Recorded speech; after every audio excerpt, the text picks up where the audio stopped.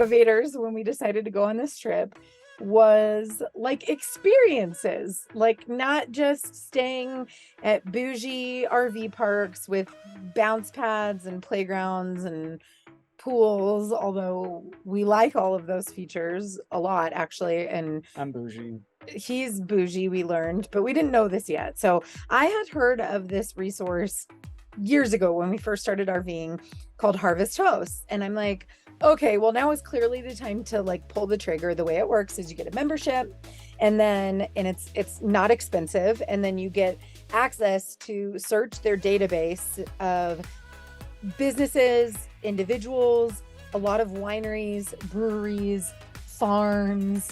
I mean, there's random like church parking lots and museum parking lot, like all kinds of stuff. But basically the host can sign up for an account to have RVs spend the night on their property for free, meaning you're not making this formal reservation and paying up front.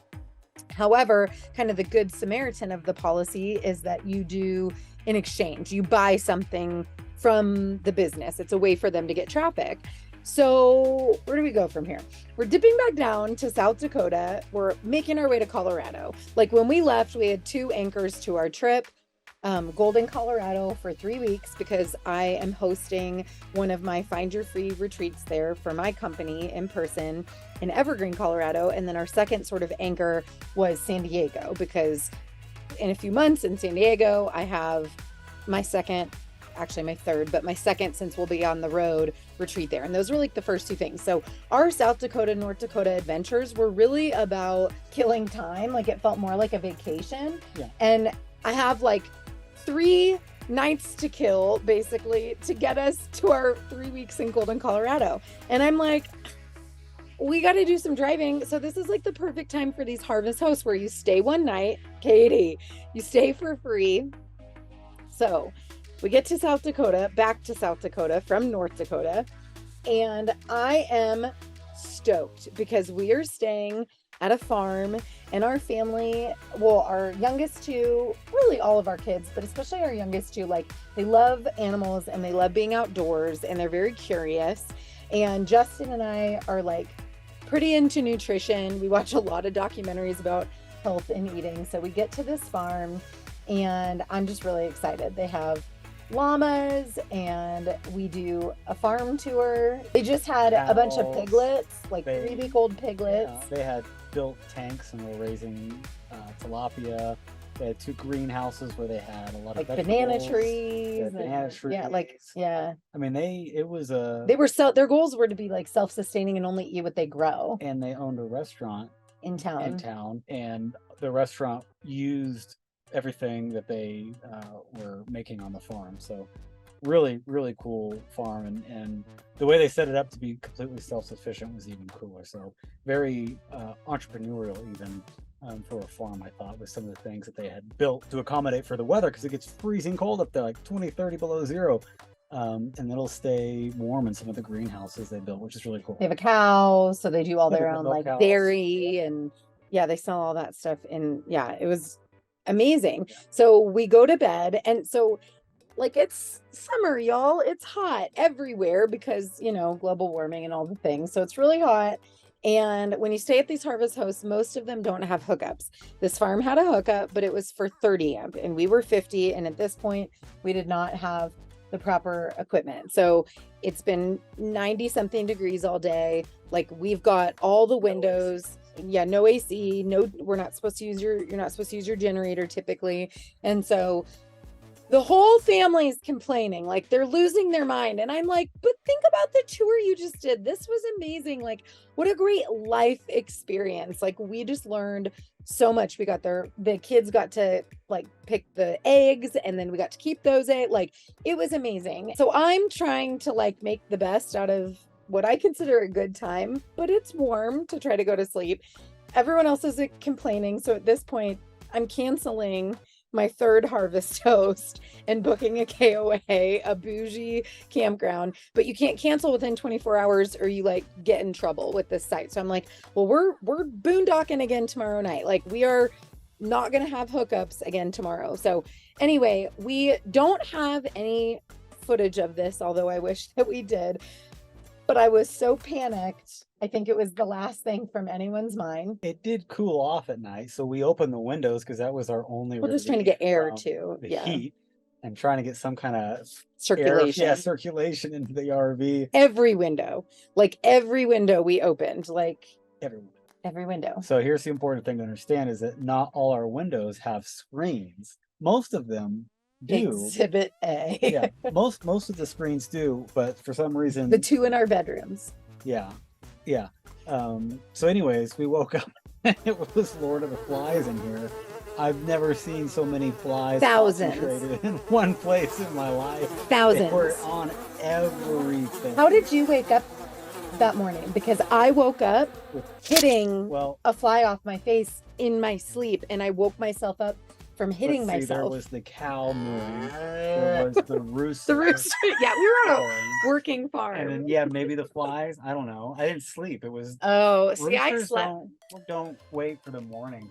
They don't. Okay, here's Justin's mistake. The rooster was noisy all. Oh, a cow sticker in Every here. time the rooster spoke up, the cow pitched in and had something to say about it. So all night, just back and forth. And then I'd like to give a shout out to Aaron Evento, who is my graphic designer. These like squishy ear plugs, he never wants them. That was the first night I used them. So I was passed out because I couldn't hear any of these sounds at all.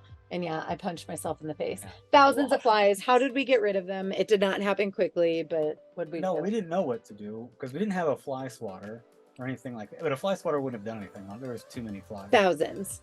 It wasn't. So we hit the road, and then at a truck stop, I found these fly traps that it looks like a little firecracker. It's in a little cylinder, paper cylinder, and you expand it. Maybe you guys know what this is. I had never seen it before, but you expand it and hang it, and it's this long, swirly, sticky thing. It's super gross. It's disgusting.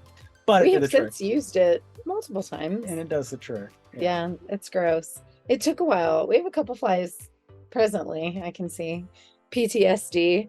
If you knew the Goldens when Daphne got head lice several years ago, we can tell some pretty gross stories that'll make you really itchy. But anyway, so that was night one. I had them go to a national park. We did a tour that I had signed up for the week before at Wind Cave National Park in South Dakota, which was awesome. But then we had to drive back to pick up the RV. So we were at Serendipity Farmstead, was the name of this really cool place, in Hot Springs, South Dakota, with thousands of flies in the RV. We're driving to a museum parking lot, the Anna Miller Museum parking lot in Newcastle, Wyoming, which, by the way, was actually like a really, really cool little town. We ate at a great restaurant there. Yeah. We ended up driving. Everyone was mad because, again, no one slept. Fly story. So this is what we're working off of. They're all ticked off at me that they don't have pools and bounce pads and air conditioning. And I'm like, hey guys, let's drive. How far was it? Like 2 hours? An hour? Hour and a half? Somewhere between 1 and 2 hours to Devil's Tower. I'm like, we are as close as we are going to be on this trip to Devil's Tower. We have been within an hour of it before, our very first summer in an RV. And I'm like, I'm going. I'll take Katie because who's present. Yes, you. I was like, I'll take Katie because it's hot in the RV and I don't want to leave her with no AC. So I'm like, she can go. But we're going. Like, we are definitely doing this thing. Like, I want to go see it. And nobody wanted to go because everyone had just driven all morning after not sleeping all night. But somehow I convinced you guys to go. We're going to see Devil's Tower. I think it was the Jeep air conditioning that really convinced you guys to go. But then we better than sticking around in the RV with the flies. It was worth it. Don't you think it was worth it? Oh, yeah. The kids were fine in the car. They weren't great, but they were fine. And it was really cool to see. We didn't hang out there for a long time. And then we came back and we ate at an awesome restaurant. Like, it was so good. It was called like Annabelle's, Anna Marie, something with an A. Yeah, I don't know. It was really good. And then we get back and we start seeing some clouds roll in. Severe thunderstorm. Some like severe weather. Flooding. Just roll the video. We're in a hailstorm. It's going really great. What are you doing? What are you trying to get? I got a towel back there. It's got water. We shoved a towel back there because we have water coming in. So I'll show you. So the slides were open. Now they're shut, but now there's water coming in. So we're trying to stop that. The kids are all freaking out, of course. We had to pull the slides in because we were shaking. You probably can't even hear me that well. There's the towel back there, sitting with two. Katie's scared, so she's got her baby. All the kids are scared. We're rocking a little bit. There's some hail. We're all sleeping here. And they're all gonna sleep on the couch together.